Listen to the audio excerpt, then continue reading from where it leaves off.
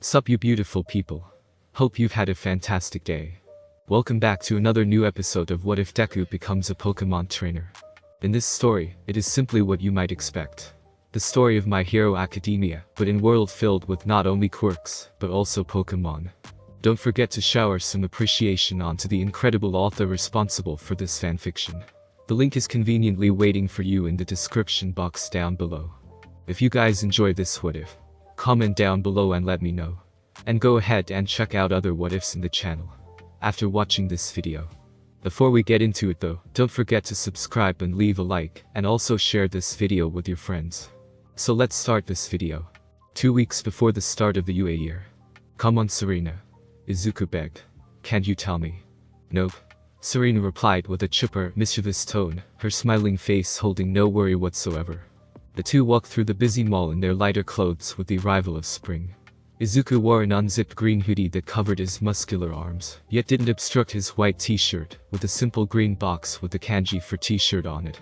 His blue shorts reached down to his knees, at least failing to hide his more muscular legs than since a year ago, and his iconic red sneakers which somehow haven't been worn out to Serena's amazement he still wore.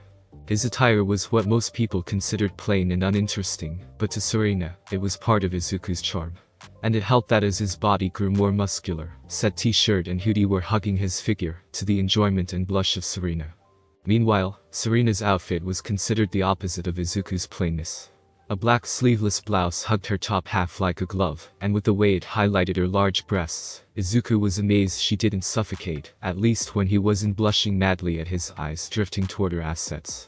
A black choker wrapped around her slender neck, hidden behind the curtain of Serena's hair, framing her face and flowing down her back to her waist.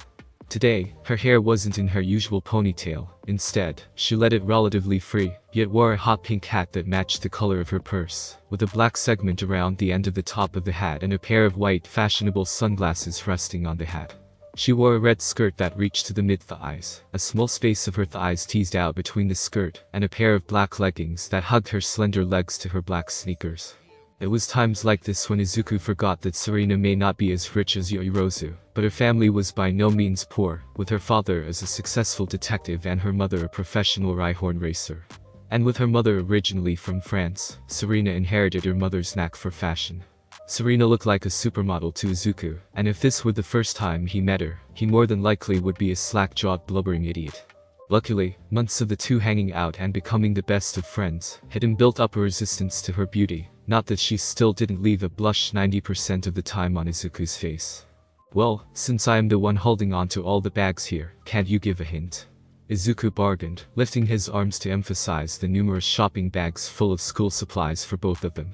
He would have simply peeked in to satisfy his curiosity, but his mother raised no snooper. Plus, Serena had the foresight to tape her bags shut. Serena gave a fake gasp, her hand raised to her chest. Izuku. And here I thought that you were simply a gentleman. And yet you use such an act of generosity to have me behold to your unreasonable demands. Serena topped her performance with the back of her hand over her aghast face. Oh. How your mother must be ashamed of you. Izuku deadpanned at her. I see your mother must be proud of how much you take after her, Izuku retorted back, having met Serena's mother, and found the resemblance between the two at this moment uncanny. The two finally burst out laughing, unbeknownst to Evie and Piplup walking behind them and rolling their eyes at the lovey-dovey act between these two. Evie sometimes found it unbelievable how oblivious his trainer was to how the two acted pretty much like a couple, yet Izuku couldn't see the feelings Serena had for him, or his own for her. Piplup found it honestly nauseating, doing all it took in her to not blast the back of Midoriya's head with a burst of water.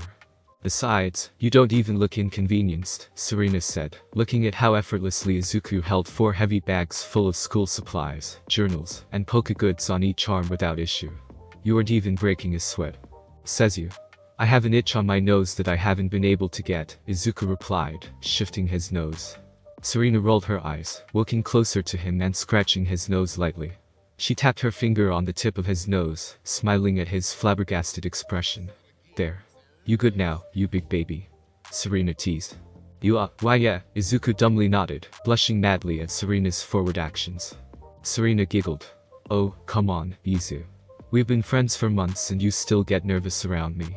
Serena raised an amused eyebrow at her best friend crush. Hey, it's not like 11 years of social outcasting can be just undone, Izuku defended himself. Izuku immediately flinched at how defensive he sounded by the slight quiver of Serena's eyes. Trust me, before you came around, I would be a hot mess. I still can't thank you enough for loosening my shell. Serena smiled, her cheeks gaining a light blush. You're welcome, Izu, Serena said. Maybe in the next few months, we can upgrade to losing that shell of yours completely. This time it was Izuku to make the fake gasp. Madam Serena. Izuku moved his arm for the shopping bags to cover his body. And leave me fully exposed. Why, how forward you are. Oh, shut up. Serena giggled, lightly pushing him. Or rather attempting to, but didn't even get the green-headed teen to budge. Now, he's getting influenced by my mother. Still you, Izuku quipped. The two fell into another fit of laughter and giggles. Show me a couple that doesn't even know they're a couple yet. Evie thought dryly, still watching the interaction with a deadpan look. He was honestly regretting coming to this so not a date, as Izuku insisted, rather than continue Torchic's training with Pikachu. Honestly, get a room, you two. Piplup rolled her eyes, fighting back the bile rising in her throat. Not that she wouldn't find a way to sneak into said room and water blast the verdant boy to Arceus knows where. The minute things started getting too spicy. The two stopped their fit, with Izuku sighing. But come on, Serena, seriously, why can't you just tell me which hero school you got accepted into? Izuku asked for the umpteenth time. Shiketsu. Ketsubutsu. CI. Now, where would the surprise be in that?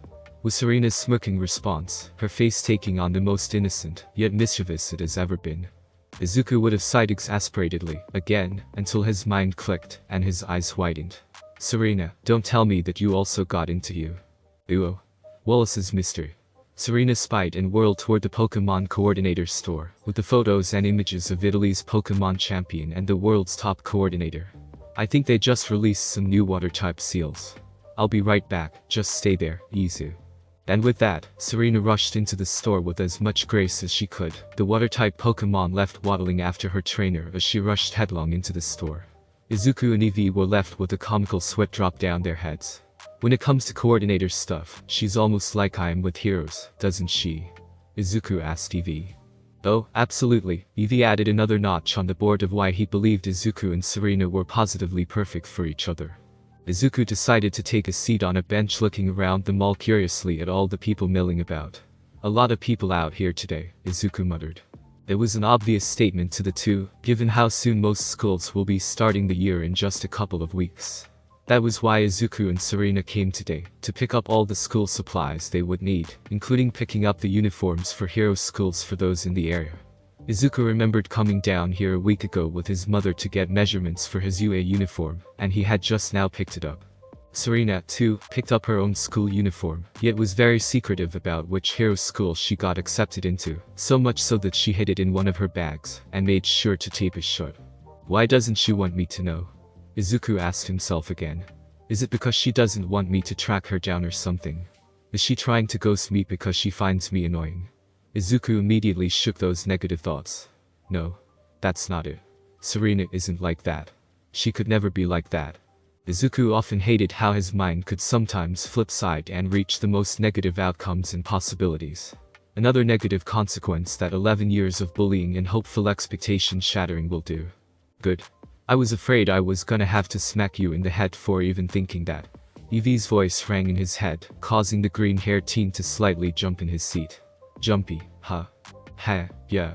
I guess I'm still getting used to this whole understanding you through one for all and stuff, Izuku thought back, rubbing his neck. Well, look who we have here, girls. Izuku froze, the hairs on his neck standing up at the familiar feminine voice. Izuku slowly turned his head toward the voice's direction. His eyes widened at who they were.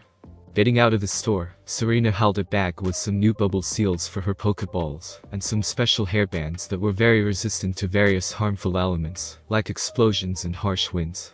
These black and blue ones will be incredibly useful to add to my hero suit to keep my hair back, Serena thought, feeling rather giddy at the thought of both her hero suit and her UA uniform. I can't believe I actually got in. I thought I had failed when I came in third at the race. Guess my lucky charm still holds strong. Opening her purse and digging through it, she pulled out a silver link chain necklace, a blue oval-shaped jewel hanging like a teardrop, a red orb surrounded by 8 yellow tinier orbs surrounding it. Grandma Haruka's necklace. Serena remembered the original owner of the necklace, the last gift and memento of her grandmother before her passing. She carried it with her always, whether on her neck or in a pocket away from strangers, and it always brought good fortune. Yet there was a time when she didn't. As Grandma said, it will always lead your heart on the right path. And to the right path, it always did. She had it in her pocket the day she met Izuku, the first time since her grandmother passed away almost a year ago today, and since meeting the boy she would come to hold feelings for, she would have it with her at all times, almost like she feared the good fortune she felt the letter to Izuku would disappear and the boy with it. Despite having it on her constantly, seeing her lucky necklace always brought a feeling over Serena. The way the jewel felt like it almost hummed to her, a hum she wore as she heard the closer she got to the jewel. And the way the jewel's inside seemed to move. Her father, bless his cynical heart, dismissed it as a trick of the light or the work of reflection of the jewel, but Serena felt it was more than that. Almost like it was alive. Shaking her head, Serena put the necklace back on, making sure she still looked presentable for Izuku as she heads out of the store. That was when she heard the laughter and giggling, cruel the minute it reached her ears. Really? You, weak useless Deku, out with the girl. The girl's cruel voice directed her to where she last left Izuku. Are you sure that Pikachu that follows you around didn't finally fry your brain? Her eyes found Izuku sitting on a bench, looking miserable as he was practically surrounded by 4 girls. A part of his eyes she could see held panic in them. The girls wore clothes that Serena found to be rather tacky, these girls trying to look as important and wealthy as they could compared to the plainness of Izuku's outfit. She even spied Eevee beside Izuku, appearing ready to chase these girls off in defense of his trainer. Yeah, like when he somehow convinced the school that he got accepted into UA's hero course, one of the girls laughed mockingly.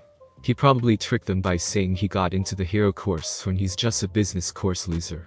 It's true, Aki-san. Izuku spoke up, his face a clear show of trying to act confident in the face of girls Serena realized must have bullied him from Elder. I have a quirk now and I'm in the hero course. I even have the uniform and everything. Serena saw how the Saki girl, the one with the short light brown hair, sneered at him like he was worse than a trubbish in her eyes. And who told you to say my name? Aki's question displayed all the disgust her face showed toward him. Maybe he thinks because Bakugo hasn't even touched him all year that he has the right to be confident, another girl said, with short blue hair that had tiny icicles at the ends of her hair. She said the last word like it had no business being used to describe Izuku. Hahaha, spineless Deku, confident. Oh, you are so funny, Mifayu. A third girl, this one blonde with several sunflowers poking out of her hair. Her laugh seemed to be both cheerful and condescending. Everyone knows Deku is just a jealous quirkless wannabe. Izuku sighed, sadly. What happened to you, Himawari-san? Izuku asked the sunflower girl. I remember when you used to be as kind as your quirk. Why did you become this? For a moment, it seemed like the girl, Himawari, was taken aback by Izuku's response, her eyes even looking unsure for a moment. You? Are you trying to flirt with Himawari? The girl who spoke first, the pink-haired one, looked disgusted. No, I'm not, Sakura-chan. I am merely stating the truth about someone I used to know since I was a kid, and how disappointed I am with her life choices, Izuku replied. You're lucky I am not as disappointed in you, Sakura-chan. I don't have any fond memories of when you were ever pleasant to be around. Sakura looked enraged, her face turning red, her pink hair beginning to change colors to red, and a spark or two forming in her hands. Serena knew that was her time to come in before things got ugly, well anymore anyways. She walked over quickly and called out, Izu.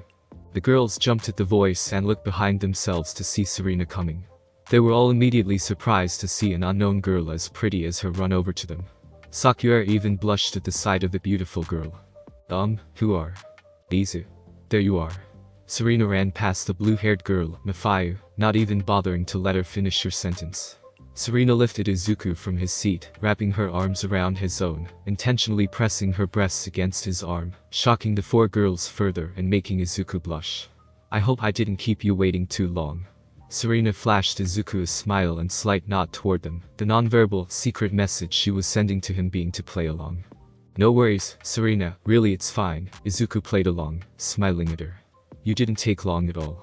You got everything you needed. Oh, yeah. I got a cute and cool hairband, so I can keep my hair secure for my hero outfit, Serena replied, smiling brightly, a little satisfyingly vindictive, seeing the further shock on the 4 girls' faces. By the by, I almost forgot to ask if you got the protective soles for your shoes. Yeah, Mom and Toshinori-sensei help with the design and the right material for my quirk, Izuku replied, paying the 4 girls who looked at him like he was crazy no mind.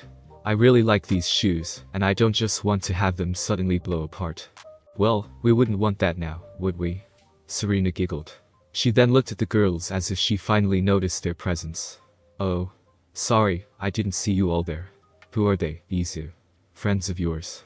Izuku turned to look at the 4, all of them shocked beyond belief, as if the world had turned upside down. This time, it was Izuku's turn to sneer at them. They're nobody. Let's just go. Shall we? Izuku offered his arm to Serena. We shall, Serena replied, chipper, dismissing the girls like an afterthought. And with that, Serena and Izuku walked away, never bothering to look back at the 4 girls. Eevee blew a raspberry at the 4 before sticking up straight and dignified and walking after his trainer and Serena. Piplup even stretched her lower eyelid down at the girls in a taunt and waddled after Serena. The 4 girls stared with various degrees of shock, with Sakura bright red and fuming, angry and jealous of Midoriya, and Himawari looked crestfallen, even remorseful as Izuku walked away and paid her no mind. As soon as they were far enough away, and was clear they weren't being followed, Izuku sighed, visibly relaxing. Thank you for that, Serena, Izuku thanked the girl. That was getting stressful. No problem, Izu, Serena smiled kindly back. As she turned away from him, her smile turned to a frown. I am just glad we got out of there quickly before I did something unpleasant. Izuku noticed Serena's grip on his arms tightening. It's okay, Serena, Izuku tried to calm her down. No, it's not, Izu, Serena shook her head, her fury rising at those girls' sheer audacity toward him. I know you told me about how you were treated before we met, but seeing it for myself. Serena's lip quivered. How did you handle it? How did you go through all of that and worse without just snapping? Izuku frowned, looking through the memories of his past, of all the beatings and taunts. To be honest, I was close at times. Izuku flinched at the day he met All Might, and how he felt that desire to take Bakugo's advice twice in that one day alone. If it weren't for Eevee, Pikachu, and you two, I believe I could have ended up worse. Serena held back the tears that began to well up at what Izuku was implying. The mere thought broke her heart for the boy and all he had been through. Serena was highly tempted to just head right on back toward the girls and use her quirk on them. Izuku realized it with the look in her eyes and continued. But truly, I reminded myself of All Might. Izuku recalled all the time he spent watching All Might's debut video. I told myself that he wouldn't have given in, no matter what happened. He would never give up on saving everyone with a smile on his face, so I did the same, never once giving up on my dream, no matter what anyone said or did. Anything less would have been an insult to his example, and to Eevee and Pikachu, who were always there to support me whenever I stumbled. Izuku turned his head to give Eevee beside him a smile, and one returned by the evolution Pokemon. Serena was again in awe of the inner strength that Izuku had, doubting she could ever match the same restraint and determination as him. But, doesn't it make you angry? Serena asked further. Knowing that all those assets will never get what they deserve for all they did to you. Izuku thought back to his and Bakugo's meeting with the principal of Aldair, how that bastard just congratulated and smiled at the two of them for getting into UA, how that poor excuse of a principal only then started to cozy up and praise him when he had a quirk and was going to UA, and especially, above all else, that Bakugo would be joining him at UA, and 11 years of bullying would forever be swept under the rug. Of course, it does, Izuku admitted, but his face relaxed to a sadder acceptance. But to whine and get mad at the world for being cruel and unfair does nothing. Action is the only thing that will make a difference. Meaningful action that I can take when I become a hero. Even if the road is hard and unfair, I would do things right, not just for me, but for all those who suffered like me. And? Izuku sighed, reluctant to admit what he was about to say, but willing anyway. If I'm being honest, I just feel sad for them. Knowing they will continue with their lives the way they are, and sooner or later they will find themselves biting off more than they can chew and realize the world doesn't revolve around them. Acting on my anger won't help anyone, not me, not them. All I would end up doing would be harming myself. Izuku turned to Serena and gave her a sad smile. In the end, no matter how much they try to break me, they just aren't worth it. Present day. Just as midnight brought her hand down and Mick declared the start of the fight, the whole stadium was left frozen. Eyes wide, mouths agape, this ranged from the civilians and pros in the stands, the teachers in the upper booths, to even ever Stoka Aizawa and Mick, the latter stunned enough for his shades to tilt diagonally across his face. The one as students instinctually scooted further back into their seats at the looming shadow in front of them. Opposite Todoroki's side of the field, a sudden glacier appeared, completely swallowing Serena's side, and a water girl with her. The looming structure was tall enough to swallow the entire field, yet the icy spires failed to overtake the upper stands. What the Arceus? Mick found his voice and shouted to the heavens. A giant glacier just suddenly sprung out and swallowed the whole field. The eyes of the stadium followed the trail of ice from the glacier to its source, landing on the planted right foot of Shoto Todoroki. Patches of ice and frost littered his body, mostly on the right side of his body, yet the patches were small and spaces evenly from each other. The cold gasp of breath escaped Shoto's mouth. "How's that, Dad?" Shoto muttered, affrontingly.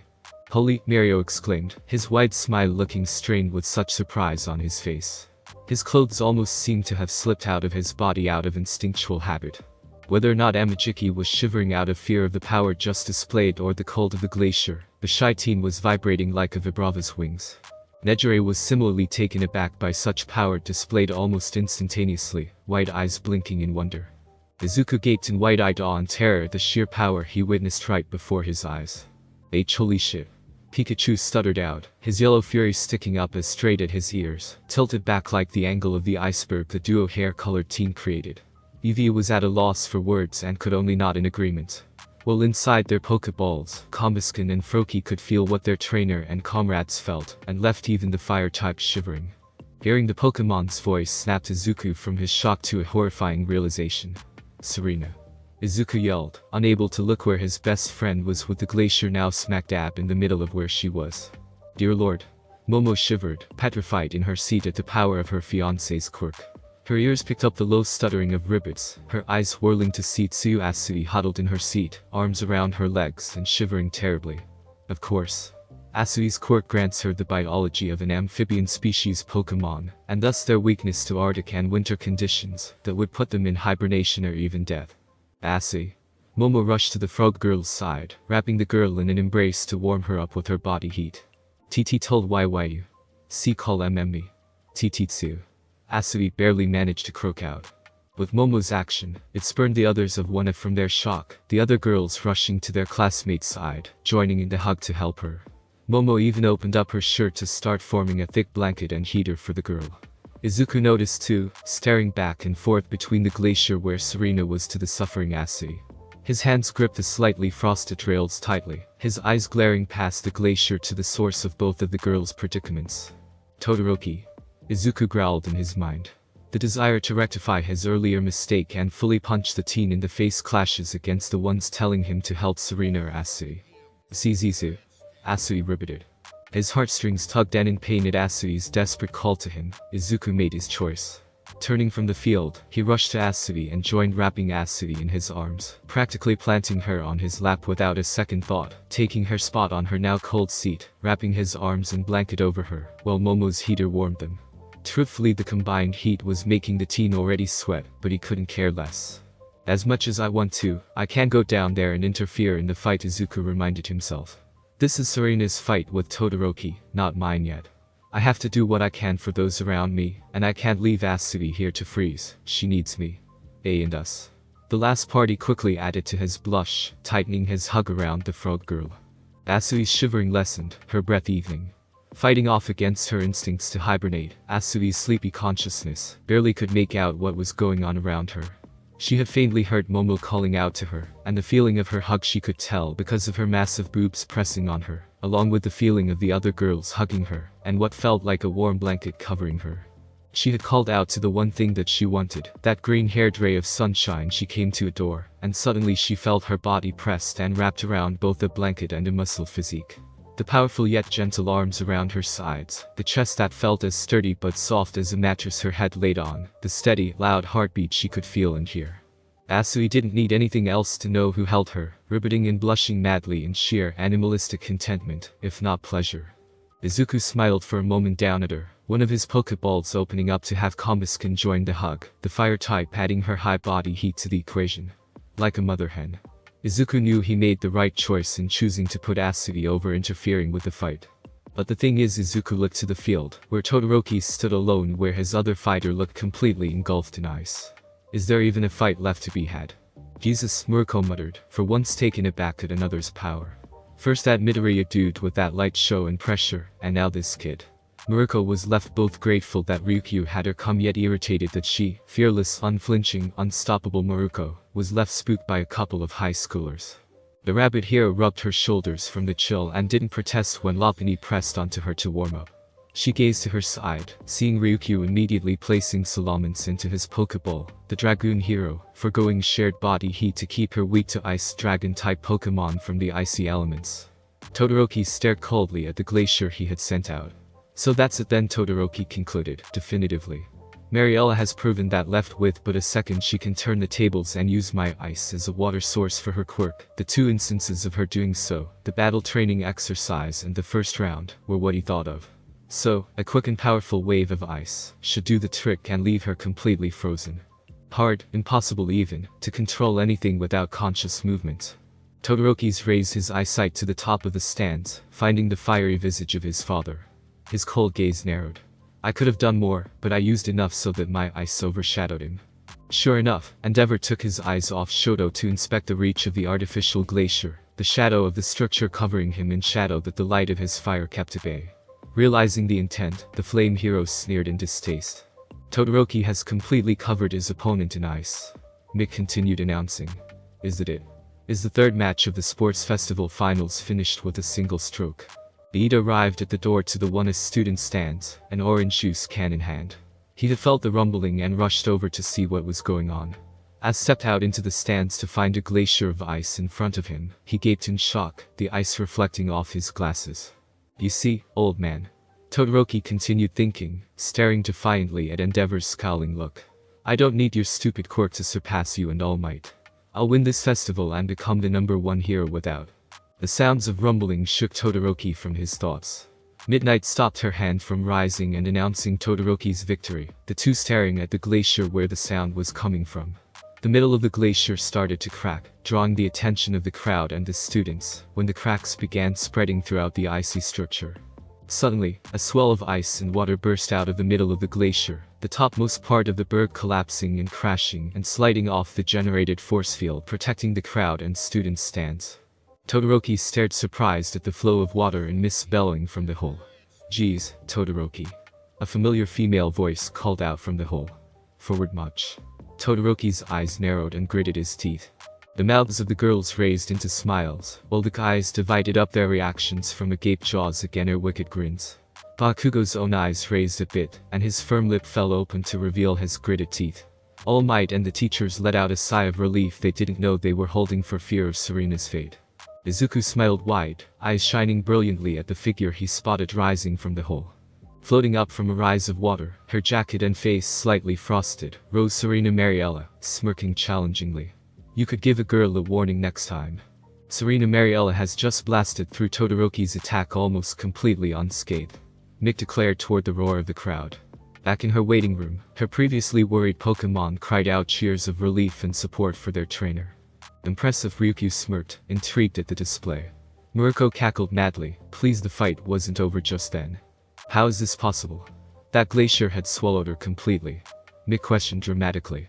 Mariella's quirk is known simply as Hydro, Aizawa read the info from Midoriya's notebook. She can manipulate the water molecules around to use to her control in any way she wants. She can even harness the water molecules from sources like ice and snow, by moving the frozen solid water molecules back into liquid form through heated movement. You hear that, folks? Mariella just tanked Todoroki's glacier, and pulled out an Uno reverse card. Mick shouted out. Todoroki just gave her the perfect weapon to fight back. Endeavor's glare only narrowed at Mick's explanation. He was already aware of the danger the girl possessed, when he noticed the use of her quirk during the first event, but to hear the announcer point out Shoto's mistake so bluntly only served to fuel his frustration with the boy. Izuku grinned brightly. Way to go, Serena. Izuku cheered out, oblivious to the blush on his cheeks at how cool she looked. Impressive, the students turned to see Iida readjusting his glasses. Truly, Mariella has proven why she got here on recommendations with such skill to break through an attack like that. Hey, Iida Kaminari greeted his chief class officer, trying, and failing, to keep his snickering low. Congratulations on winning the match. You sure put on quite the show. Quit it, Jiro chided Kaminari, poking at his head with her jacks. Sorry, Iida, Izuku apologized, rubbing his neck. I probably should have told you about how eccentric Hatsune can be. No, it is quite alright, he declared his throat, keeping down the embarrassed blush she had. It was my own fault to have been led astray by the she-devil. Iida involuntarily shuddered, picturing the pink dreadlock-haired girl and her creepy smile. I was naive enough to trust her and accept her invention. Well, at least it was a learning experience for you, Momo brought up the bright side of things, patting at Izuku's previous seat for the chief class officer to sit. Well, time to change the tide of this fight. Serena raised her hand, and on cue more of the ice around her melted, unleashing a large tidal wave of water, making its advance on Todoroki. Todoroki growled through his gritted teeth. Without another word, he stomped his foot, another large wave of ice blasting out and meeting the wave of water, the frozen temperatures making work on freezing set water. Serena jumped up into the air with an upward flick of the water, keeping her up before the ice hit. Landing on the icy slope, the ice turned to water as she began surfing down, a wide smile on her face. Todoroki struck again with another wave of ice, but Marielle is now surfing the ice like a Goldengo on his board. Mick announced the fight. With an upward and forwarding wave of her hands, a large amount of ice to her left broke apart into a torrent of water that curved and angled toward Todoroki. Todoroki countered with another wave of ice that stopped and froze the torrent. He looked back at Mariella's approach, but before he could blast her away, Todoroki quickly spotted and unleashed another ice wave to his left to block and freeze another one coming at him. Serena slid to a stop on a platform of water and raised her hands, the frozen water from right, left, and in front of her rising, and with a forward thrust, the three spires of water launched out toward Todoroki from all three sides. Todoroki growled angrier and waved his right arm across him, a wave of ice curving around him diagonally, and shielding him in a large dome of ice from the three attacks. The protective dome held with only a few chunks of ice falling from the weighted impact. He panted out more chilly breaths, the ice and frost on his sides accumulating slowly. Narrowing his eyes, he noticed the large mass of blue coming toward him before jumping out of the way, the mass of water smashing and breaking through the ice. Todoroki quickly created a wave of ice, sliding and surfing through his own quirk out of the wave, and right by the line out of bounds. He looked back to see Mariella in hot pursuit, riding on his ice-turned water, and blasting torrents of water after him. He sped up and slowed, hopped away, and formed another ice slide to evade the multiple torrents of water, while trying to fire his own smaller waves of ice to strike at Serena. Just look at this turn of events, folks. What seemed like a slam-dunk victory for Todoroki has turned into a surfing contest between our two students from recommendations, Mick announced, getting fired up. And Mariella has put Todoroki on the defensive this time. Todoroki slid off his icy slide, throwing his arm out with his forward momentum, unleashing a thinner yet sturdier wave of thick blunted ice. Serena directed her watery slide across, surfing up and around the attack in a loop-the-loop. She hopped out of her water slide and landed on the wave of ice, directing the bottom upward and surfing up his path, till she landed on where the ice attack ended. She shouted, quickly raising her arms as several structures of ice collapsed into water spires. Her hands curled into claws and twisted, the water spires swirling around before the watery constructs opened up to what looked like jagged tooth maws. With a thrust forward, several serpentine-headed torrents launched out at Todoroki from nearly all sides. Learning and volley. Serena shouted her attack. Todoroki huffed before running forward. With a wave to his right, he momentarily blocked the draconic-looking torrents, leaped into dive between two, and landed into a roll. Rolling to a stop, he quickly formed a spire of ice that launched him from two coming at him from both sides. Landing the ice leading up to where Serena hit behind, he launched out another blunt wave of ice. Serena dove out of the way as the impromptu cover broke apart, forming another slide of water to evade another attack. The two continued to slide and chased after one another, striking at each other with waves of either ice or water. This fight is so sick, Kaminari exclaimed, pumping his fists. Those two are really going at it. The two seem to be going back to back in their attacks, but looks like Serena has the advantage here, Jiro commented. Every time Todoroki fires another wave of ice, he is just giving Mariella more fuel for her quirk. Yeah, Sato nodded, arms crossed. The longer this goes, Todoroki is going to make the whole field one big toy box for Mariella to use on him. However, Izuku frowned as he witnessed the fight going on. They're missing the point, Izuku thought grimly as he analyzed their attacks. Serena created more and more torrents of water around her as she evaded Todoroki's ice, launching a few his way. As Todoroki shielded, his body side getting covered rapidly in frost to leave, and his left side seemed covered in icy patches. He fired another blunt wave of ice that was noticeably smaller than the previous ones. As Serena waved and turned the wave of ice into water, her teeth gritted, a spire of water off to the side slumping and splashing onto the ground lifeless. Bakugo blinked, catching that detail. I see. The quirks are like using mana in an RPG. Bakugo analyzed, cupping his mouth as he continued inspecting the fight. Icy Hot is using his ice like a wizard firing off magic spells, but the more he is using his quirk, the more frostbite is covering his body. In the explosive blonde's head, he imagined a more chibi version of Todoroki firing waves of pixelated ice with a blue gauge over him that lowered as he used his quirk. The more the gauge would lower, the more the ice wave lowered, and the more ice spread around the imagined teen. Without his left side to heat himself up, he's trying to space out and ration his attacks to stave off the frostbite. And then there is Seepitch, who's almost the complete opposite. Bakugo continued with a now chibi version of Serena, turning the ice around her into more and more spires of water, while her gauge lowered slowly. Unlike Icy Hot, Seepitch isn't creating that water from nothing, but rather from Icy Hot's ice, and controlling it like an extension of herself. But she can only lift and control so much water before she reaches some limit, and has to lessen the amount she is manipulating. As the imagined gauge started to lower down drastically, Chibi Serena would either make the controlled water thinner or lower, or simply have one spire of water collapse and refill the gauge. However, the more she is using her quirk as well, the more she is exhausting herself too, like a weightlifter after too many reps. Even as Chibi Serena lowered her usage, the gauge in Bakugo's mind only continued to lower, even after refilling. This more than just a battle to catch the other off guard and push out of bounds, this is a battle of endurance. Izuku thought as well, the two unconsciously agreeing with each other. Either Serena exhausts her control limit and gets overwhelmed by Todoroki's ice, or Todoroki freezes himself still invulnerable. Izuku frowned, a tiny growl of frustration coming out. While he wanted Serena to win, it bothered Izuku to no end that despite all this Todoroki had, in a way, a hacks to his icing problem. His left side. He could simply refill his mana reserves, thinking along the same lines as Bakugo, with his fire and balance his usage of his powerful quirk by using his two sides in tandem. You see, I'm going to win this tournament using only my left side, Izuku remembered Todoroki's speech. Not his fire Pokemon. Izuku's fists clenched tightly. He isn't using his full power, not like Serena and everybody else. Izuku gritted his teeth. He's insulting everybody by not giving it his all. Asui's voice brought Izuku's attention away from the fight and toward the frog girl, as she cutely stared up at him. Asui, are you okay? Izuku asked worryingly. You gave us quite the scare there. I'm fine, Asui replied, nodding. My quirk doesn't do well in cold temperatures, especially with Todoroki's ice, and it was putting me in hibernation. But I'm warming up now. Okay, that's good, Izuku sighed in relief. Izuku nodded toward Momo, who nodded back and turned off the heater. As he nodded to Combusken for her aid and the fire Pokemon broke away from the hug, Izuku finally realized how he had put Asui on his lap.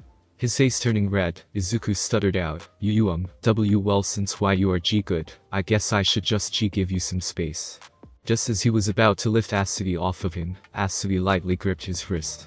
Don't, Asui said. Izuku blinked, surprised, and looked at the frog girl, who continued to stare at him with a light blush below her wide, stoic eyes. I'm still a little chilly. Not as much as before, but can you still warm me up for a little while longer? At least until the match is over. Izuku's eyes whitened as his face burned bright. Despite his drastic rise of confidence in recent months, the notion of a pretty girl asking to continue sitting on his lap was still way out of his ballpark. Oh okay, Izuku nodded, his curse-heroic heart adhering to her wishes. Good. Thank you, Asui smiled at him. Izuku's blush only seemed to worsen at Asui's cute smile. It's no problem, Su. Better, Asui croaked. Izuku sighed, thinking it was all over until Asui decided to take the extra mile and shift in his lap. The verdant-haired teen looked like a tomato about to explode at the feeling of Asui's lithe body shifting next to his, from the brush of her C-cup breasts across his chest, her large and well-muscled thighs dragging over his own, and the light, subtle press of her large, shapely ass against his lower regions, all of which, if Izuku wasn't so naive and disbelieving, would have been seen as intentional. Izuku felt a certain part of his anatomy come to life, and quickly worked on trying to keep it down as best as he could. Down, down, down, down, down, down, down. He recited like a mantra toward his disobeying member. But the combination of Asui's body and heat rubbing off on his, the thick warm blanket around himself, Asui's cuteness, and the still present beauty and allure of Serena in her battle being a deadly combo to his inner discipline. If Asui had noticed anything, she didn't show anything outwardly, yet she couldn't deny feeling that certain body part brush against her ass cheeks, or deny the power behind Izuku's package that was now engraving into her mental faculties. She worked to keep the blush and shudder this time, not because of the cold and seem as normal as possible as she stared at the fight. She, however, snuck a glance at the girls next to them. Momo's twitching eyes and dark expression over her smiling face looked perfectly suited for someone ready to murder. Mina's smile became strained and her right eye twitched. She couldn't see Higakure's expression, but the shake of her arms and shoulders seemed to suggest she was vibrating with rage. Even Jiro had a massive blush on her gas face, trying her best to ignore this as well. The frog girl didn't even know just how furious Uraraka and Serena would be if the two were here. And Asui didn't very much care at all for the awkward blushes from some of the guys, the rest either not caring to point them out or notice. She did, however, find Iida's aghast expression rather amusing. Currently, on the other side of the stadium, Mineta was almost crying blood tears down his eyes from a wave of sheer unbridled jealousy. Back on the field, Todoroki formed a wall of ice in time to block a torrent of water. Todoroki panted, shivering as half of his body was almost completely covered in frost. He cursed his ill fortune at having to face Serena of all of his classmates for his first match, the one person who perfectly countered his quirk. He remembered back to their match against each other in their first battle training exercises, where just like now, she had ruined his winning strategy of freezing the entire building and the enemy team easily. Back then, his team had gotten the win, but only because the battlefield then was a more narrow, cramped environment, and while he dealt with both Mariella and Yoirozu, Shoji and his grappler worked their way through Yoirozu's traps and security measures, and gotten the device. But now, he was on his own, without even his Ninetales as a backup. Plus, the more open environment was proving more beneficial for Mariella than for him. He had hoped to end things quickly with one large attack to catch Mariella off guard, and when large wide glacier attacks wouldn't work, he tried resorting to smaller, more precise, blunted ice waves, to trip Mariella up or knock her out of bounds. But everything he threw at her she dodged and redirected back at him. I have to find a way to end things fast, Todoroki thought, doing his best to move his right arm around from the chilling frostbite that was accumulating. If this keeps up, I'll lose. I'll fail to show that bastard up and prove I can win with just my mom's quirk. The sound of ice cracking drew his attention to his ice wall, Serena smashing through the thick wall with two large and thick constructs of water as arms. With every thrust, Serena was truly starting to feel the painful throb of her muscles, not to mention the splitting headache beginning to form. Shit. I thought I would be able to catch him off guard and wash him out of bounds already. Serena cursed inwardly, finding it already a miracle that she got this far. She recalled a few minutes ago during the beginning of the match. She felt in her heart to prepare herself for something, that feeling proven right when she had barely a second to counter Todoroki's massive glacier of an attack. She remembered how the world seemed to move slowly upon her actions, turning the ice around into water, and surrounding herself in a protective bubble from the ice attack. Once she felt the rumbling of the ice finish, signaling the end of Todoroki's attack, she reached out and began tunneling her and the water out of the glacier. If she was at least another second off during the attack, she would have been completely frozen, and she has never deliberately gotten herself frozen to see if she could still use her quirk like that, and she wasn't going to risk it for the match. Serena knew Todoroki's attacks were not just wild bursts of power, they had precision and purpose behind them, and it left her begrudgingly respecting Todoroki's level of control, which only made her angrier. She felt she shouldn't be respecting or praising anything about this jerkus who gunned for Midoriya, because of some issues he had, or using Yamomo like a piece of property to his advantage. She may have been aware of the rich girl's obvious feelings for her Izu, her and the other one girls other than Kyuka for all she knew, but that didn't mean that Serena couldn't feel terrible for Yoirozu or excuse Todoroki's actions. And what was worse for Serena was that Todoroki was holding back. She and the whole class were aware of the fire side of Todoroki's quirk, seeing it in action both at the end of the battle training exercise, and even at the end of the first and second events, when he heated himself. She knew that just as he could fire these waves of ice at her, he could do the same with fire. Hell, while Siren could easily put those out with her water, Todoroki could just heat himself back up, and maybe even overwhelm her again. It wasn't like she wanted to be beaten so easily, but knowing that he has an easy means of victory, and isn't even contemplating using it, it offended that well of pride in her as someone who was giving it her all in this fight. That anger made her grit her teeth and smash through the ice harder. "Is that all you got, Todoroki?" Serena taunted raged. She spun on her heel, waving her arms right, and bringing the two water constructs together and swirling around her. "Cowering behind your icy walls and not even using that fire of yours. It's honestly pathetic." She launched the larger fist of water and cracked through the ice. Todoroki has barely stumbled away from the majority of the torrent, grazing his side and leaving a scratch on his right cheek. He brought up another shield of ice and blocked the torrent again. "Todoroki is not doing so hot," Mick commented. "Looks like he's been put on the end of his rope from Serena's constant wet assault. Could this promising young man about to be swept off to sea?" Aizawa glared disapprovingly at the battle before him. When he looked at Serena, Aizawa held nothing but praise for Serena's performance thus far, displaying apt agility, resourcefulness, and conservation of her strength. The only thing he could criticize would be a few instances of tripping up and unnecessary flashiness. However, he couldn't say much of the same for Shoto Todoroki. Well, the boy's beginning show of strength proved the boy knew the dangers of his opponent and needed to finish her off quickly, and his defensive and offensive use of his quirk was incredible. He was left wanting compared to Serena. He had been caught off his guard more than Mariella, and refused to use the other half of his quirk that would have given him an easy way to overwhelm Mariella, but has thus far been refusing, and the consequences were shown clear as day through his loss in speed, and half of his body covered in frost. He's not rationally conserving his strength to tire her out. Otherwise, he would have heated himself after Serena broke out of his first glacier. Aizawa critically analyzed. The very same surge of anger and annoyance that he felt back in his quirk assessment test was rearing back up. Back then, it was towards Midoriya for not using the full extent of his quirk's power. Back when he failed to realize his inexperience came from not out of laziness, but inexperience with the quirk the boy had only a month ago, by his account, and the quirk registry files he pulled up. It was one of the few times Aizawa felt he was the irrational one, especially compared to a child. Now, with Todoroki, he knew better, and Todoroki's lack of trying was far more deliberate and purposeful. And the irrationality of it was grinding his gears. Todoroki registered Serena's taunt for the bait it was. The bait to use his fire. "You're not winning this tournament. You don't deserve it. You're not worthy of it," Midoriya's words from then echoed in his head, taunting him. "Not worthy of your mother or her memory." Todoroki gnarled his teeth, growling. "So, did Midoriya blab to you and your group about my past?" Todoroki roared back, slamming his foot down, unleashing another wave of ice. "Is this his way of getting me to use my fire?" Serena brought the accumulated water and slammed down like a waterfall onto the ice, smashing it before her. "Get over yourself," Serena yelled back. "He didn't tell us anything we didn't already know." Midnight perked up as she listened to the two from afar, and, with her listening device, so too did Aizawa, intently.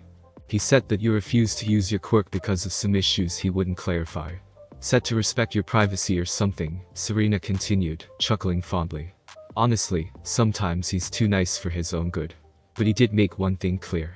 Raising her hands again, forming more torrents of water, she lashed them out at him. "The fact you are holding back like this is an insult to all of us. You don't know anything." Todoroki yelled, shielding himself from some of the water, only for a few torrents to curve up above his shield, forcing Todoroki to dodge and roll his way out of the water crashing around him. "I know that you're hurting Yamomo by forcing her to do what you want because of that stupid quirk marriage."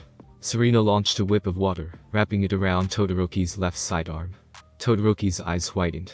"I know that you're hurting your Pokemon with whatever this grudge is." She brought the whip back, swinging Todoroki into one of his previous ice structures. Todoroki left gasping at the impact. "And I know you're after my Izu, so that makes my enemy." With the final swing, Todoroki rolled and stumbled painfully across the floor, barely making an ice wall behind him to stop his path from going out of bounds. "Shut up," Todoroki muttered through his groans. His eyes were shadowed by his hair, his mouth in a vicious snarl.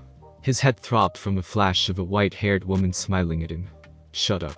You're an insult to this festival and all of us for holding back like this," Serena continued berating Todoroki, raising her arms, ignoring the painful throb and wicked headache. "You're an insult to the name of heroes for wanting to be one just to prove some stupid point." The water around her swirled, her vicious glare making her come off as a vengeful goddess to the crowd. Her glaring eyes twitched as she remembered those fake, selfish heroes that let all those people die and her father depressed. You don't deserve to be here. Shut up. Todoroki roared, throwing caution to the wind, letting loose a final, massive wave of ice, coming at her like a tidal wave. Waving her raised hands over her, the water followed her commands. The three large, gyrating water spires wrapped around each other like snakes. Serena brought her hands back before thrusting the spiraling, drill-like spire forward with all her might. Whirlpool impact. The ultimate move smashed through the ice like a drill, carving its way toward Todoroki. Todoroki barely brought up a weak shield of ice as it reached him, smashing through it easily and smacking the teen in his ice wall, enough for the ice behind him to crack. Todoroki panted and groaned, his entire right side covered in frost and every breath of his visible. His vision blurred as he tried to lift himself back up. As it began to clear, his eyes widened. Serena was rushing right at him with two torrents of water ready to smash him through his ice. Todoroki panicked, trying to fire another wave of ice, but found his right side wouldn't respond. Too cold. No. It can't end like this. Todoroki's panicked eyes widened. Mother. Serena was right on top of Todoroki, her snarl vicious, her fury fueled by all of Todoroki's actions in this festival. From Iida and Kaminari for tricking them into his team to go against Izuku, to Asui and Higakure for playing on their own emotions for Izu. Using Yamomo like a slave. His own Vulpix was a victim of trainer abuse, for Arceus's sake. For a moment, she had mistaken Todoroki for Shinsu and what he did to her. This is for all of them, and Serena's thoughts stopped dead, her furious eyes meeting Todoroki's panicked ones. Her eyes widened as she registered that panic, his fear, that tear on his left side. He looked so sad and afraid. Desperate. You always see the good in others, no matter how deep down. Serena's words from before echoed as her mind traveled back to her talk with Izuku. Flashback. You are a kind and forgiving person. It's what you always are, Izu. Serena said, sincerely and lovingly. Her eyes turned hard and serious again, but with concern mixed in. I just hope you can tell the difference between forgiving and naivety. She and Izuku stood in the middle of the hallway, his Pokemon off to the side, listening in, but staying away respectfully during their moment. Izuku looked contemplative for a moment, taking her advice into account. He then placed his hand over her own over his heart, squeezing it tight, yet comforting, followed by his other hand placed on her shoulder, over her heart. Stubborn, yet respectful, as he always was. Izuku smiled at her. You're always there to help put some sense in me, Serena, Izuku replied. Just as I hope I help you see the good in others, and those in need of help. Serena was silent to Izuku's words. She knew he was talking about Shinsu, how Izuku saw that Shinsu was in pain, lost, and hurting. It didn't mean all he did was justified or to let it all go. To Serena, she felt that he didn't deserve Izuku's compassion, but then she realized that wasn't fair of her to Shinsu. That it was anger over what he did to her that helped say that. And to Izuku, someone who held just as much anger towards him as herself, he saw through that anger and looked at the person deep down that was hurting, someone who needed to be saved. And Izuku chose to do so, like the hero he is. Like the kind person he is. Serena smiled, following Grandma Haruka's words and following her heart. She reached forwards and planted her lips on Izuku's cheek. She drew back to see Izuku's shocked, blushing expression. She knew she was likely blushing madly, too, but she didn't care. She had to let him know before the embarrassment killed her nerve. You too, Serena replied, warmly, her free hand placed over Midoriya's hand on her shoulder, squeezing it, lovingly. I know I have a problem with my anger. I'm bitter and vengeful, it's hard for me to let go of a grudge, especially if it's to those who hurt the people I care about. But then I think of you, and you help pull me out of that blind rage. You help me to see things. Help me see when people are hurting just as bad. You mean more to me than you will ever know, Izuku Midoriya, Serena confessed. Thank you, for being the one to save me, even from me. Flashback over. Todoroki's eyes snapped shut, waiting for the imminent blow to end his goals. He waited 1 second. And then 3 seconds. And then several seconds.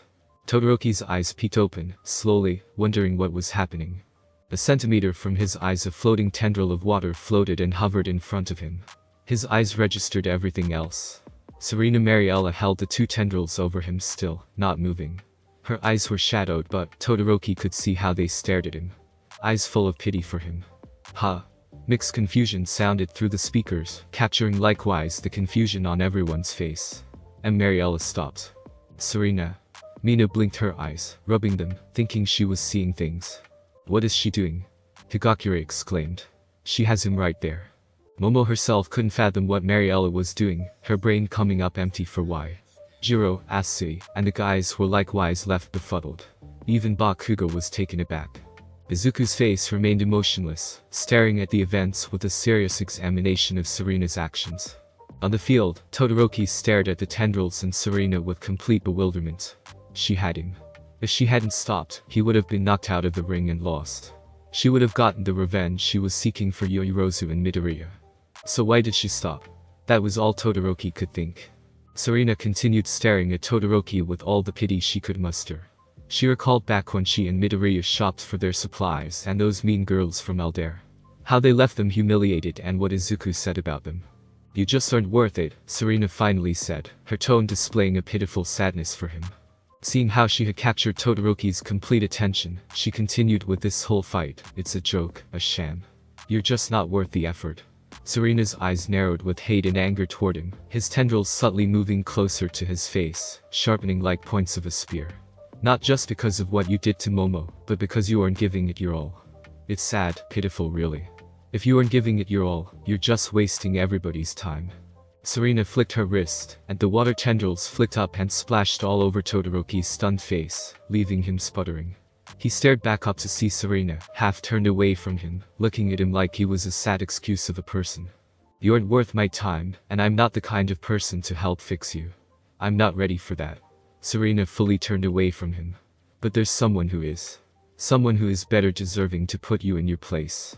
Serena began walking away from him, the waves of water that loomed over the two of them falling slack to the ground, leaving all but Serena's path spotless. I quit. She declared, loud enough to be heard. Midnight blinked in surprise. Shaking her head and schooling her features, Midnight raised her hand. Serena Mariella has forfeited the match. Shoto Todoroki moves on to the next round. A wave of confusion and shock swept across the entire stadium, exclaims of surprise joining with befuddled mumbles for a cacophony of chaos. While Mariella just quits, Mick exclaimed, the girl herself walking away with a blank, uncaring expression on her face. And right at the moment of victory. Aizawa remained silent, likewise taken aback by Mariella's decision, the irrationality of it. And then the information he received throughout the match fully registered in his brain. Aizawa narrowed his eyes at Shoto Todoroki, briefly considering whether the boy even deserved to be in UA. He wasn't immediately believing in Mariella's accusations, but the ferocity the girl fought with, and the lack of denial from Todoroki, painted an unflattering picture for the son of Endeavor. He heard what Mariella said to Todoroki at the end, and realized the truth of her decision. She has already proven herself superior, if not on par with Todoroki, and the boy will have to accept that he will only be going as further because Mariella gave him the victory. Aizawa deduced Serena's intention to deal a blow to Todoroki's pride, and from what he could see from the boy himself, it was working. Then Serena's last words before her declaration registered. Someone better deserving. He thought out loud. It didn't take a genius to figure out who she was referring to, given how a certain problem child's name was brought up by Todoroki no less. She means for Todoroki to eventually fight against Midoriya.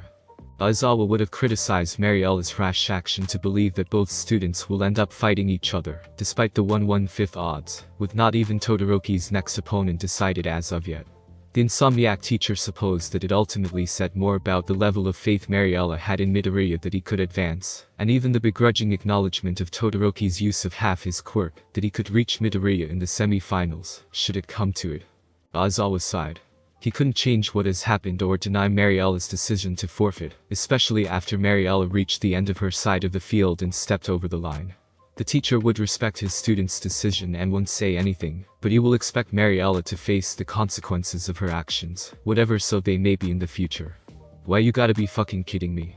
Murako fumed and raged, comical imaginary fumes coming out of her head, as she flailed her arms and stomped her foot, hard enough to cause cracks on the floor. She just gave up. What kind of bullshit am I watching? The girl must have a reason, Ryuki replied, confused over Mariella's choice, as well. It was clear that she would have achieved victory if she followed through on her attack. There must be a personal element to this decision, perhaps an attempt to humiliate the boy with such an empty victory. If she wanted to humiliate him, then just splash him out and win. Murako continued ranting, acting rather like a child on a tantrum in Ryuki's eyes. Well, whatever the case may be, it is the girl's decision.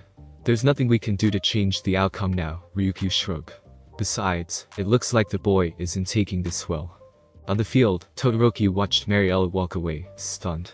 And then that shock turned to sheer anger. He failed to notice himself subconsciously heating himself, his left hand gripping the ground, almost painfully. His teeth mashed together in a snarl as the utter embarrassment of this outcome made deep wounds in Todoroki's pride. Just like Midoriya.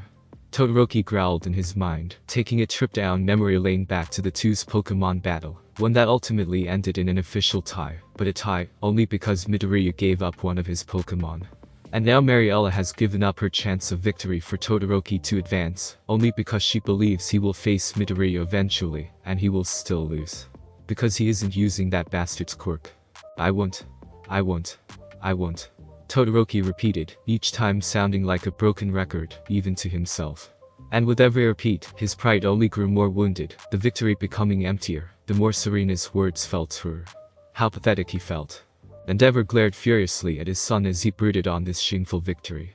The flame hero refused to even call it a victory. A sham, a pitiful mercy is more apt. He growled to himself.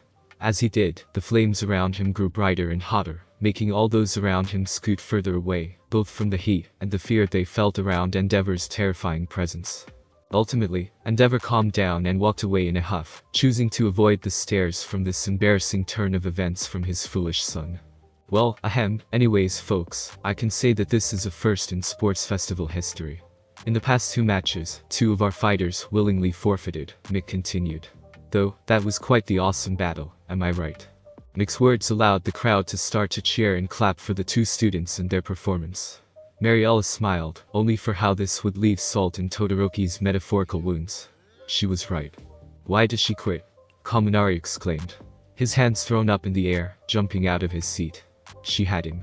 She could have beaten that bastard and ended Yamomo's whole torment with that ouch. I know. Higakure whined. And she fought so hard in the fight. Why just throw it away? Maybe Mariella isn't happy that Todoroki isn't using the fire half of his quirk. Kirishima figured, scratching his head. She did look pissed, and I would be too if someone was purposely holding back on me. That would be so unmanly. For once, shitty hair is speaking facts. Bakugo begrudgingly agreed yet kept the words to himself. No need to audibly agree with the sea bitch that wounded Kolava. Guys, enough. Izuku's stern voice cut any further whining from the students. They looked at their class rep, finding a proud smile on his face.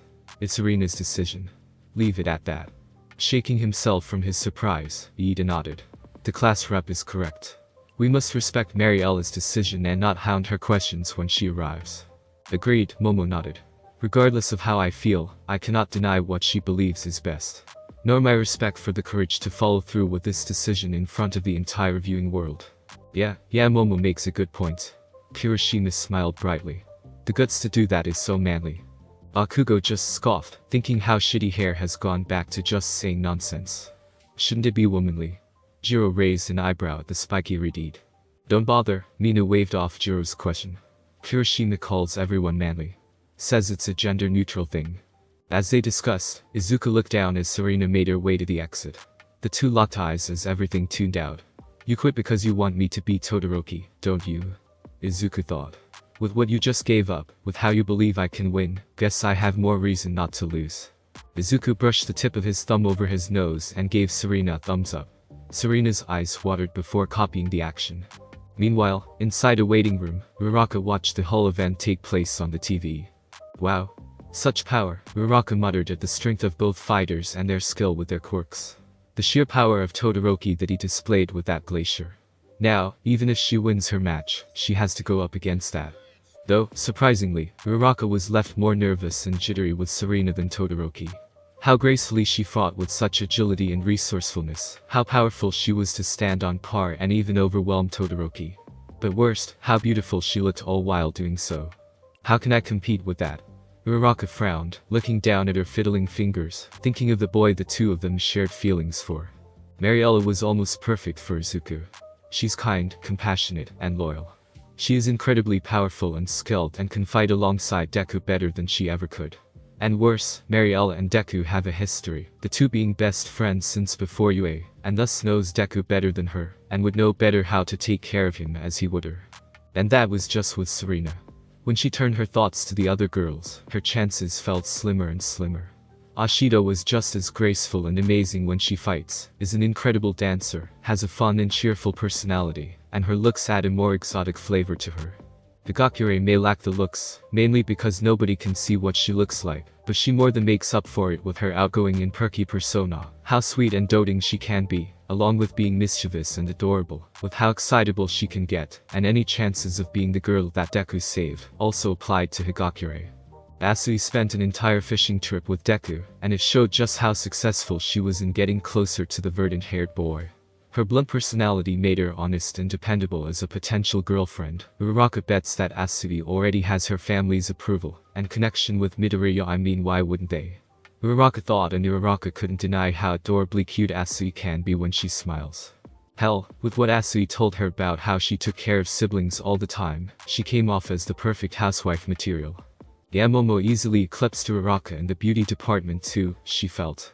So poised and beautiful, with the heiress's mature figure a dreadfully high bonus, incredibly intelligent, and incentivizing rich background. If Deku was ever the shallow type, which he wasn't, and the two also share of history knowing each other before UA, the two were also the reps of their class, and have a clear trust in each other, almost as far as Deku and Serena have.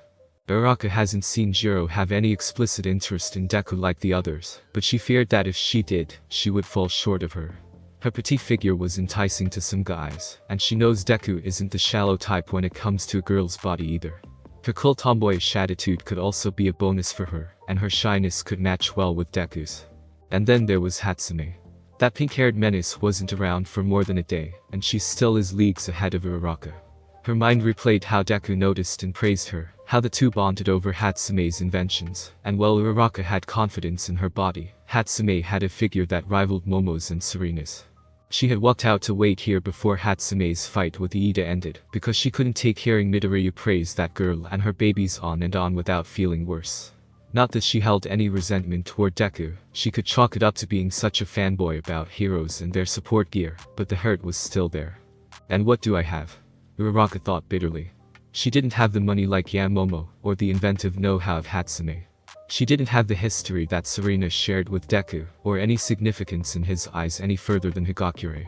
She didn't have Mina's confidence or Asui's boldness. Hell, Jiroke is cooler and more exciting than her.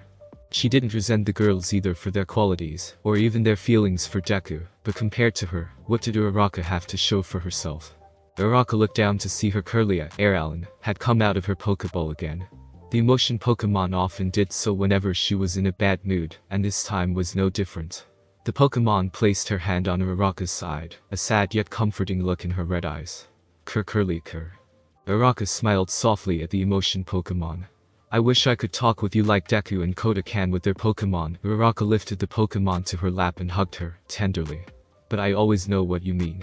You think I have a shot? The Curly replied, nodding and hugging back with all the support and comfort she could muster. Uraraka's eyes welled up with tears. She sniffled. Thank you, Airallen, for always supporting me. Uraraka hugged her tighter. Even when mommy and daddy didn't see why I wanted to be a hero, you and Minnie did. Even when I'm at my lowest, you were always there for me to make me smile again. Thank you. Curlia, Airallen's tone whimpered just like her trainer as she hugged back as hard. The Curlia truly believed that her trainer had a shot with her intended mate.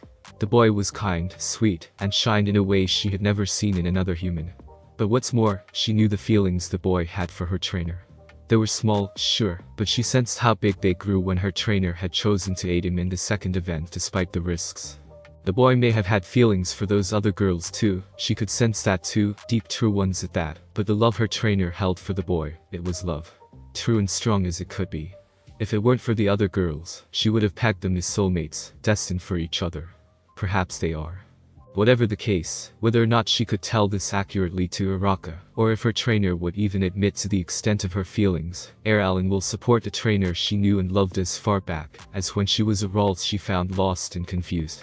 She owed the world to Uraraka and would give her the world if she so asked for it.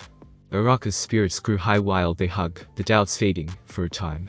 Her confidence in herself grew from her Pokemon's unyielding support. Airallen is right. I can't give up because it looks hard. Deku wouldn't give up, and neither will I. Uraraka felt determined.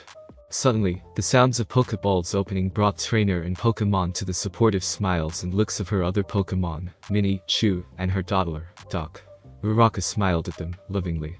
"Come here, you all," she invited them in to hug. Chew climbed up her shoulder and hugged the side of her head, while Minnie floated low for Uraraka to hug both it and Doc on her left, while Curly remained on her right. Leaning her head on Chew, she looked at the TV, and how the teachers were soon to finish cleaning and fixing the field for the next match. Staring determined at the screen, Uraraka thought, "I can worry about my feelings and chances for Deku later. Right now, I have the promise to keep and parents to support." Izuku stared out the field, looking aimlessly while the last of the field's damages were finished. He sat in his own seat, sure that Asui was alright, and a little relieved that there wouldn't be another embarrassing incident. Though, Izuku couldn't lie and say a part of him didn't miss Asui's warmth. Shaking free from those thoughts, he instead wrestled with the internal struggle he felt. Whether to leave and make sure Serena was okay or stay here and watch Uraraka's match. Guilt welled up in him again that he somehow missed when she left, and he didn't bother to wish her good luck before her match. One moment he was mumbling and writing about Hatsume's inventions, the next she was gone. He had put it at the back of his mind, too distracted with Serena's battle with Todoroki, and keeping Asui warm from the cold. But now while they all waited for the field to be fixed for the next match to start, Uraraka's match, he couldn't put it off any further. "Master Izuku, it's fine." Froki repeated himself to his trainer. If Miss Uraraka wanted you to wish her luck, she would have made her exit known. "Clearly, you don't know anything about women." Pikachu scoffed at the newbie. "Or how difficult it is to snap boss here," from one of his mutterings. "Enough, the both of you." Combuskin snapped at the two. "Izuku, you mustn't hold yourself responsible for an honest mistake. Uraraka knows she has your support and wouldn't hold it against you if you went to check on Serena, nor Serena wouldn't if you stayed to cheer Uraraka on." "Yeah, maybe." Izuku communicated back, still uncertain. "But, back before, something was off with her." "Off?" Eevee questioned. "When I suggested that she could use Hatsume's electro shoes for her hero suit, she responded weirdly, like she didn't like what I said." Izuku recalled the strained smile and stutter she spoke with. Did she really hate the idea so much? Eevee hummed. "Perhaps, it is less the idea she was upset about and rather the person who made the idea you suggested." Eevee suggested. "Hatsume?" Izuku asked, confused. "Why? What does Ichako have against Hatsume? We made a great team with Tokoyami in the second event." "Oh, Arceus above, our trainer is a moron." Pikachu groaned, facepalming. Before Izuku could question the frankly untoward insult, Combuskin intervened with "Perhaps, what Pikachu is trying to say is that you must have missed something that would have Uraraka be at odds with Hatsume about. Can you recall anything that may have upset her?" Izuku blinked in surprise. Doing as Combuskin suggested, he remembered back to every interaction he had with Hatsume that Uraraka was present for. When they formed their team, the second event, the end when they fought to hug high. Izuku's eyes widened as he finally realized. When he and Hatsume bonded over their love of support items and her babies, Uraraka stood to the side silently. When he remembered complimenting Hatsume on her babies when their ship was in the air, he finally noticed that Uraraka was pouting. And at the end of the second event, when they won, the two girls hugged him and struggled against each other to pull him closer to the other. "That's it!" Izuku exclaimed, almost yelling out Eureka. "Yes?" His Pokemon motioned for him to continue, expecting.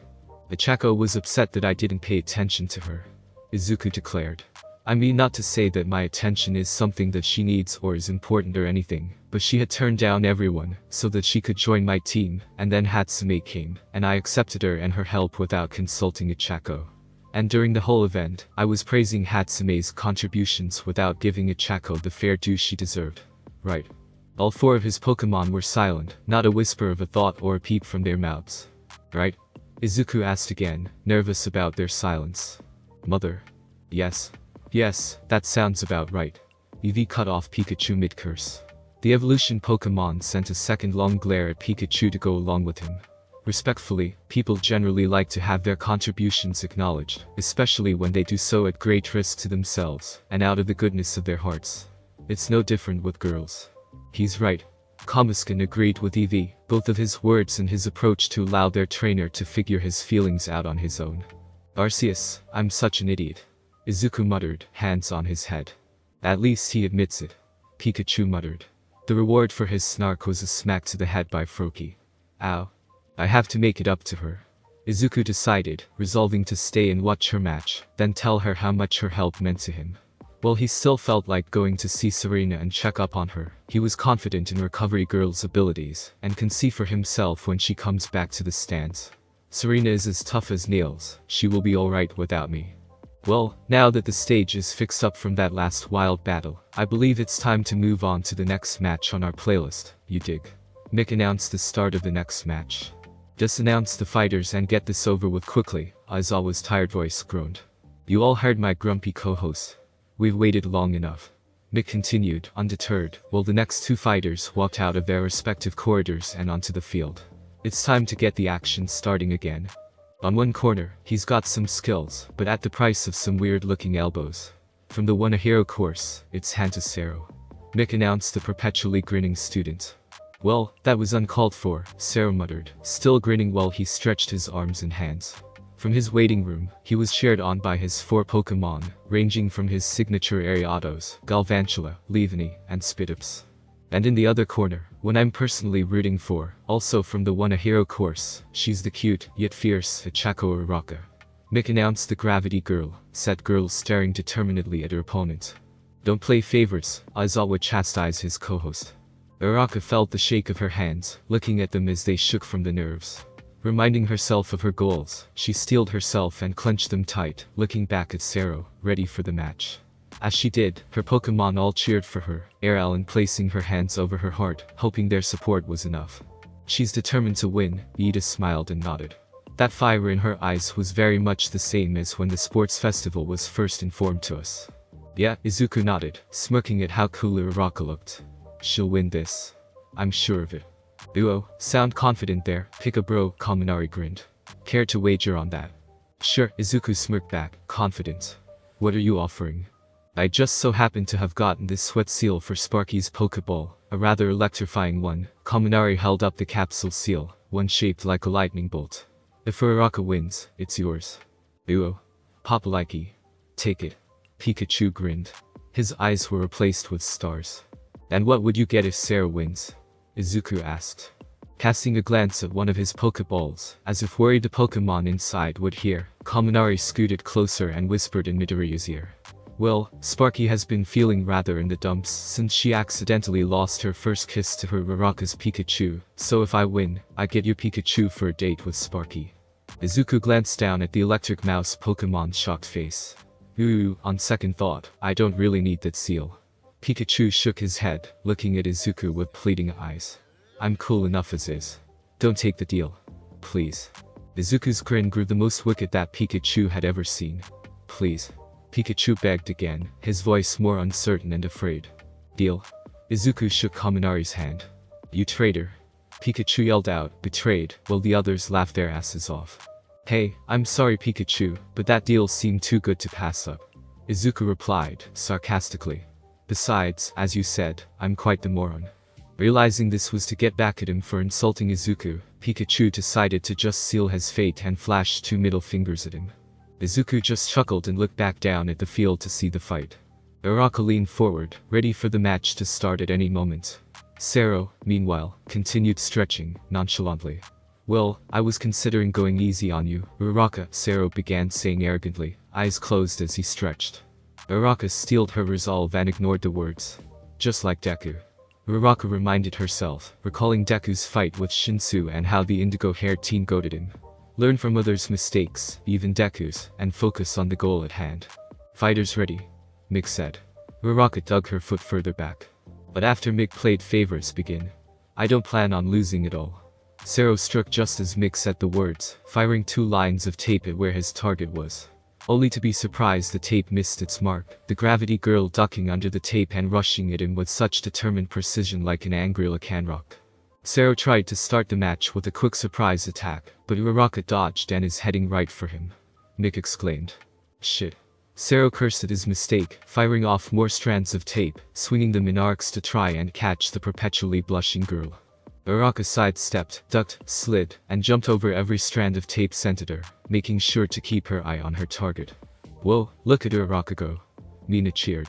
Sero made the mistake to take his eyes off Ichako for a second, and now he's scrambling to catch her before she reaches him, Asui noted. If Uraraka simply touches Sero one time, it could spell the end of Sero's time in the festival, Momo said. Alright, let's try this. Sero crossed his arms before throwing them back, 2 strands of tape launching out in an X formation. The tape flew over to her almost like it was in slow motion, and as it grew closer. Think, I can't jump over it. It's too far high a jump needed that I need to use my quirk on myself, and if tried a slighter jump, I'll be left vulnerable. Uraraka thought quickly. And even if I dodge to the left or right, Sero can just fire another to catch Uraraka's eyes widened. That's it. Meanwhile, in Sero's mind, he grinned wider. This is perfect. If Uraraka goes up or down, then I can catch her off guard and swing her out of bounds.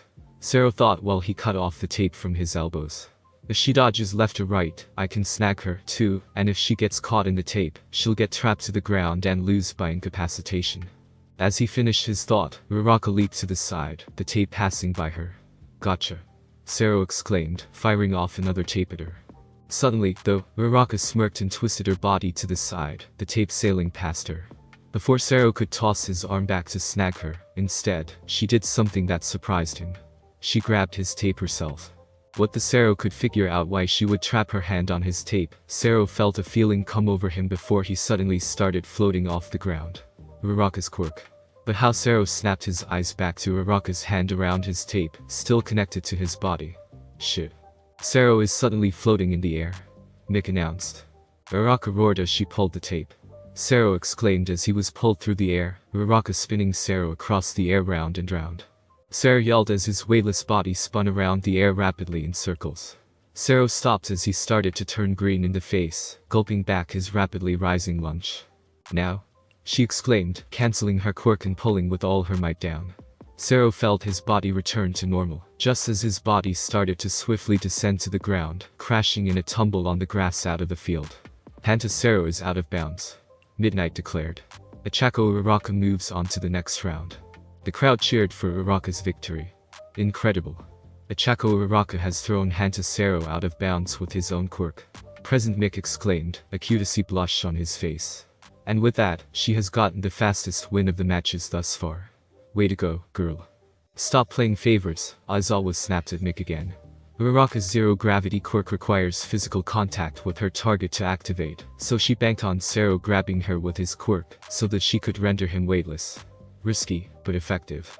Uraraka stared around, stunned at her own victory and the cheers of the crowd for her. It was all so overwhelming for the girl.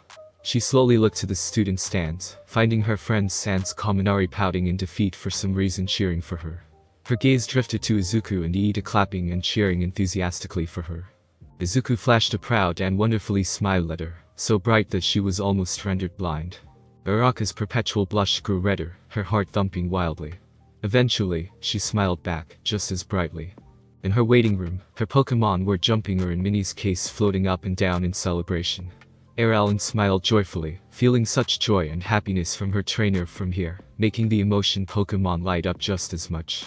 Meanwhile, miles away in a humble apartment complex, a woman who looked like an older Uraraka, her eyes looking perpetually closed and with some bags under her eyes, and a tall, burly blonde-haired man, watched the match through their TV. The blonde man started to shake and shiver. It snapped the older Uraraka look-alike from her shock to look at the man. Honey? She questioned, worrying. My baby girl. The man roared to the heavens without a care in the world, tears firing off his eyes with uncontrollable pride. Thank you so much for joining me on this incredible journey today. I hope you enjoyed exploring the fascinating what-if scenario of Deku. The possibilities were truly mind-blowing. If you found this video entertaining, don't forget to give it a thumbs up, share it with your friends, and subscribe to the channel. Your support means the world to me and inspires me to bring you more captivating content in the future. Stay tuned for more exciting what-if stories and other amazing videos coming your way. Until next time, take care, stay curious.